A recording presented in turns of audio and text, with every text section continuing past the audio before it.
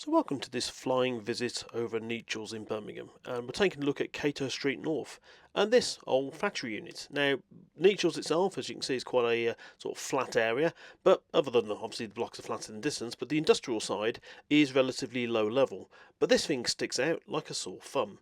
Now, it's been abandoned for, well, ever since I've seen it back in the 90s, and possibly abandoned even longer than that. Basically, there was always stuff growing out the top, and the roof always looked in to be pretty bad condition.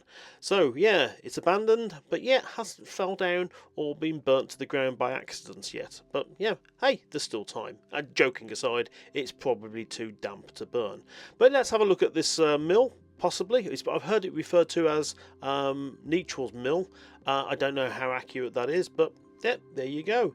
Let's have a look at it before it disappears.